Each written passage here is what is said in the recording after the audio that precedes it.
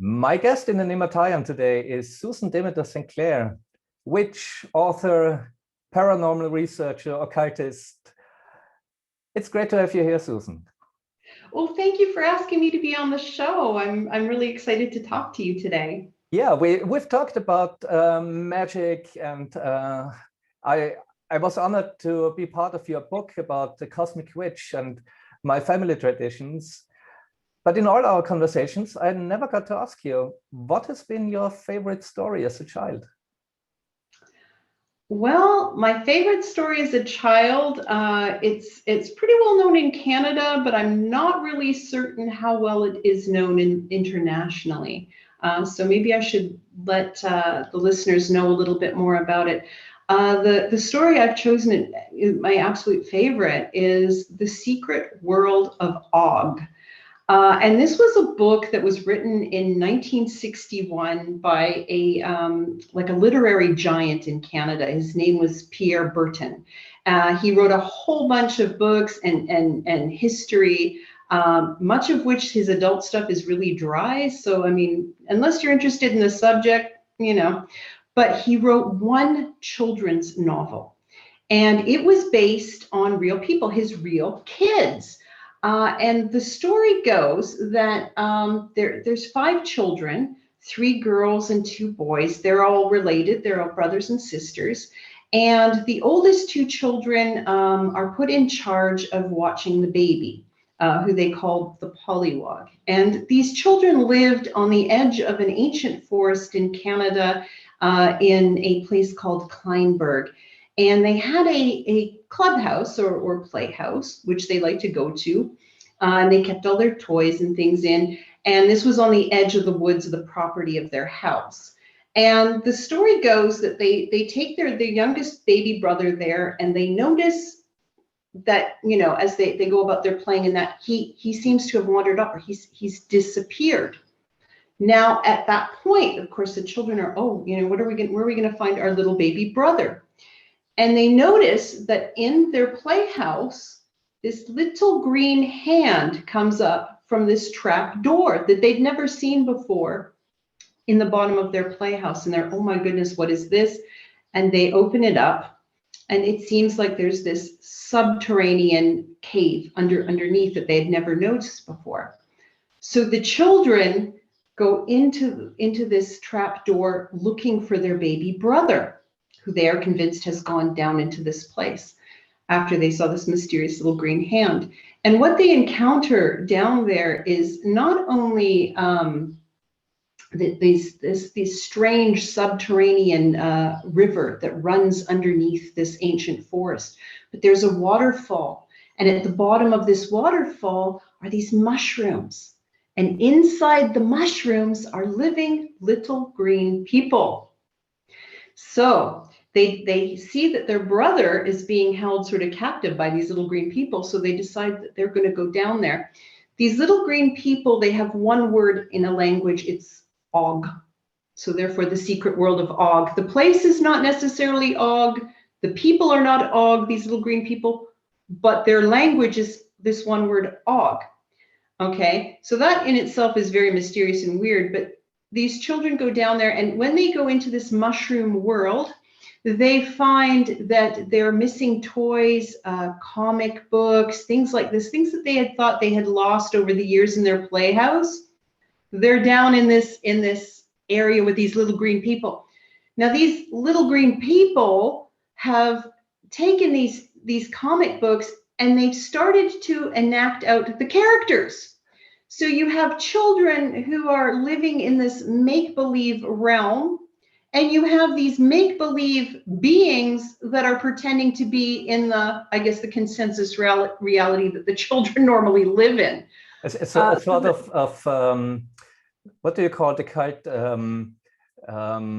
The people in the Pacific who emulate the ships, the airplanes, and so on. Cargo cult, sort of like a cargo cult.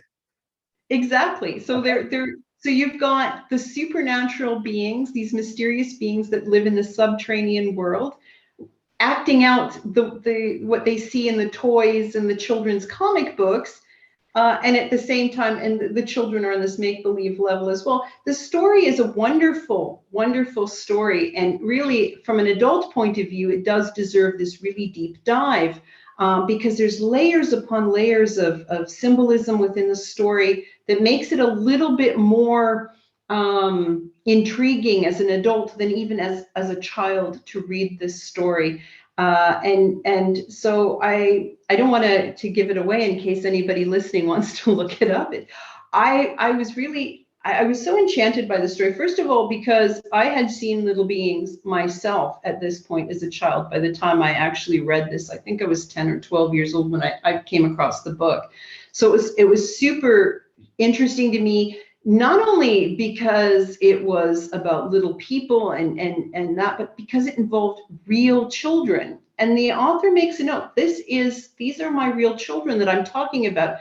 And in fact, the book is illustrated by one of his daughters, so you have the drawings of the beings and the little mushroom homes and all these things that are going on. And so, of course, I was very enchanted as a child, and I could relate to it because I actually was seeing little beings.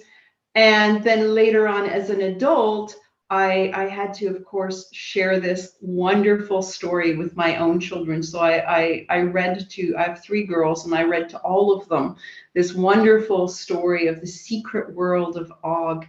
And it was wonderful too, because with many of the fairy tales and that, you have these moral stories or this sort of heavy-handed lessons that come in. But in this case, no, there is really no heavy-handed lesson beyond the fact that at the end of the book, the 2 oldest girls become worried because as they're becoming preteens, they think they won't be able to go back to Og, which is the signal that as an adult, you cannot really, you lose that ability to go into these other realms. And so as an occultist and a witch, this has affected me greatly because I see the value and the strength in a very vivid, strong imaginal to be able to access the etheric plane and other realms. And I think that is one of the greater lessons the book gave to me. Keep young, use your imagination, and it'll open up all these worlds of possibility for you. That's beautiful.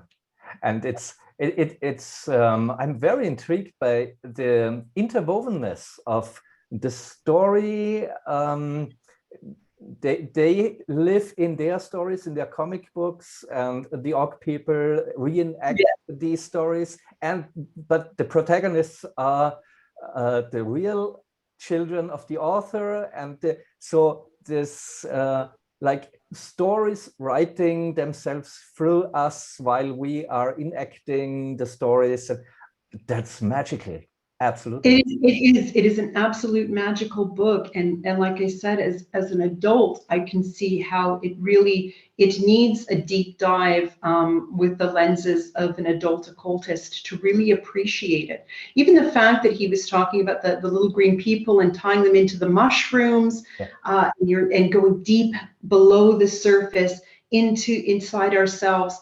I mean, that, for a children's book in 1961, that's pretty deep. And definitely, I feel that the author was, playing with those themes quite a bit. It's interwoven in the story, yeah. Yeah. The imaginal realm, psychotic trips to get into these other spaces and meet the people of Og, or the Og people. Definitely. Yeah, that was their language. They had the one-word language, but the children were able to communicate because the Og people started enacting comic book characters. Like there was different ones. Lawless Lucy was this sort of a cowgirl type figure in one of these comic books, and so one of these little green people had taken a little cowboy hat from the playhouse and was wearing it, and acting out the comic book character, which is it's amazing. Great. How did the little people look that you saw? Were they green as well? I did have one that was green that was very frightening, but the majority of them, they were more like there was the first one that I can remember was like blue. Okay. But they were all they looked more like little versions of ourselves. Like they could have been anybody on the street. There wasn't anything really distinctive about them other than they were impossibly small and very strange. And I knew that they weren't part of the consensus reality. Like I could intuit, but when they would appear to me in my bedroom at night and I was a little kid, one of them was green, which was interesting to me because it was before I had read the Og book. By the time I read the Og book, I had had many similar experiences with these little beings. But no, that one was scary because that one appeared like the side of my bed, and I was hiding my eyes and looking, and it was still there, appearing very solid. Yeah, that was pretty frightening. I used to line up my bed with my stuffed animals and things as a protection. Yeah. until I conjured up a talking wolf, but that's a whole other story that Yeah. popped up out of my mind's eye and into my childhood realm and dispelled the little people. And then later on, I realized it was actually me. I was the wolf protecting myself. So yeah, as you do. yes, but if you want that, you got to read Cosmic Witch. Yeah. I linked the book as well in the show notes, as well as your website. And we'll have to talk about this at some later point. I'm looking forward to it. Oh, we can definitely at any time you want. I'll be happy to come back and talk to you. So great. Yeah. Susan, Demeter, thank you so much. Pleasure as always. Have a nice time. Yes, thank you so much. Ciao. Bye. The world is magic here.